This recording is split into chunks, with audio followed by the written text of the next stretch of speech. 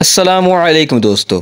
तो कैसे हैं आप लोग। दोस्तों ये जुलाई 1956 की बात है जब एक शख्स जापान के टोक्यो एयरपोर्ट पर पहुंचा। उसके हाथ में एक बैग था। जब एयरपोर्ट सिक्योरिटी उसकी तलाशी लेती है तो उन्हें एक हैरत का झटका लगता है, क्योंकि जब उसका पासपोर्ट चेक किया गया तो वो तो असली था, लेकिन इसमें एक चीज हैरत में डालने वाली थी और वो थी उस शख्स के मुल्क का नाम। क्योंकि उस शख्स के मुल्क का नाम था जो वो उस दुनिया में पाया ही नहीं जाता था। इस दुनिया के अंदर ये मुल्क है ही नहीं था। दरअसल इसके पासपोर्ट पे जिस मुल्क का नाम था वो था टॉड। अब इस नाम को लेकर एयरपोर्ट का स्टाफ काफी कंफ्यूज था कि यार ऐसा मुल्क तो कहीं है ही नहीं। अब इस नाम के बारे में जब उस शख्स से सवाल किया गया कि हमें मैप के अंदर बताओ कि ये मुल्क कहाँ पर है, तो उसने अंडोर की तरफ इशारा किया कि यहाँ मेरा मुल्क है। लेकिन वो उस वक्त मैप को देखकर गुस्सा होने लगा कि यहाँ पर तो मेरा मुल्क था, ये कहाँ से आ गया। अब जब सिक्योरिटी ने उससे सवाल किया कि तुम्हारा मुल्क कब बना, तो उसने जवाब दिया कि मेरा मुल्क तो 1000 साल से जमीन पर मौजूद है। उसकी बातें सुनकर सिक्योरिटी वालों को शक हुआ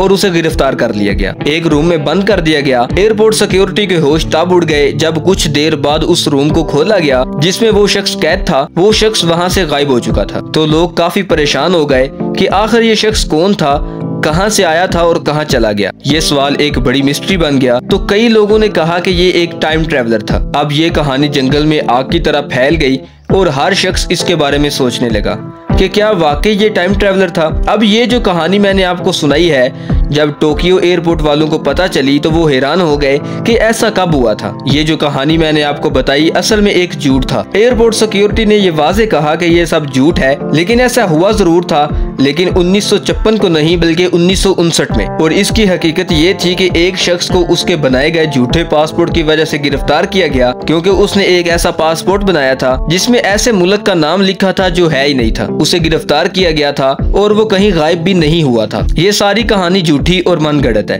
अब सवाल ये है कि एक टाइम ट्रेवलर होता क्या है और क्या ऐसा पॉसिबल है कि हम वक्त में तेजी से सफर करके आगे के सालों में चले जाएं। जैसे अभी 2023 चल रहा है तो मैं इससे 300 या 400 साल आगे या पीछे चला जाऊं। अब इस बारे में कई लोग ये दावा भी कर चुके हैं कि वो टाइम ट्रेवलर हैं, कि वो आगे के दौर में जी रहे थे, अब वो ट्रेवल करके आपके दौर में पीछे आए हैं। अब वो आपको फ्यूचर के बारे में बता सकते हैं कि आगे क्या क्या होने वाला है। जैसे 2023 से पहले सोशल मीडिया पर एक शख्स ने ये दावा किया था कि वो 2023 के बारे में बहुत कुछ जानता है। जैसा कि उसने कहा था कि 2023 को इंसानों को मार्स सैयारे पर इंसानी ढांचे मिलेंगे। और भी बहुत कुछ उसने कहा था, लेकिन ऐसे दावे करने वाले सिर्फ खुद को मशहूर करने की वजह से करते हैं और कुछ नहीं। अब हम जानने की कोशिश करते हैं कि क्या हम वाकई में टाइम ट्रेवल कर सकते हैं। साइंस इस बारे में क्या कहती है। पहले हम समझते हैं कि टाइम होता क्या है। अब समझिए जरा कि दिन को सूरज हमारे ऊपर की तरफ होता है और गुरूब होते वक्त ये डूबता हुआ नजर आता है। तो सूरज के ऊपर नजर आने से लेके गुरूब होने तक के दरमियान जो गुजरा उसे वक्त कहते हैं। अब साइंस कहती है कि टाइम की रफ्तार यानी वक्त की रफ्तार स्पीड के साथ है। जो बंदा लाइट की स्पीड से सफर करेगा उसके लिए वक्त स्लो हो जाएगा। हर सैयारे पर टाइम की रफ्तार अलग अलग होती है, क्योंकि इन सब सैयारों की ग्रेविटी में फर्क होता है।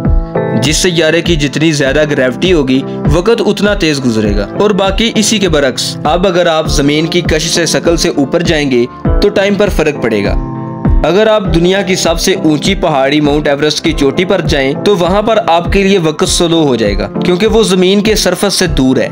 ये फर्क बहुत कम मिकदार के अंदर होगा, लेकिन होगा जरूर। जैसे हम ये जानते हैं कि कायनात में सबसे तेज रफ्तार रोशनी की है। अगर किसी चीज को रोशनी की रफ्तार से सफर कराया जाए तो क्या इसके वक्त में फर्क आएगा? तो उसका जवाब है हाँ, उसके वक्त में फर्क आएगा, वक्त स्लो हो जाएगा। लेकिन ये बात याद रखिए कि इंसान कभी भी रोशनी की स्पीड से सफर नहीं कर सकता।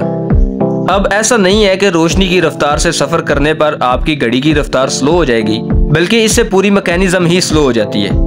यानी आपका दिमाग भी स्लो काम करेगा, जिस्म के तमाम सेल्स, बैक्टीरिया, जरासीम सब के सब स्लो हो जाएंगे। यानी वक्त का असर हर चीज पर पड़ेगा। अब जब पूरे का पूरा मैकेनिज्म ही स्लो हो जाएगा तो आपको वक्त के स्लो होने का पता ही नहीं चलेगा।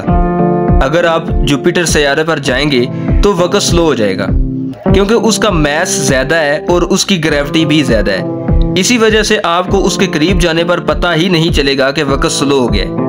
लेकिन जब आप जमीन पर वापस आएंगे तब आपको पता चलेगा कि वक्त आगे चला गया है। लेकिन इस चीज को हम टाइम ट्रेवल नहीं बोल सकते, क्योंकि हम ना तो पास्ट में जा सकते हैं और ना ही फ्यूचर में जा सकते हैं। तो ये सिर्फ वक्त का स्लो होना होगा, टाइम ट्रेवल नहीं।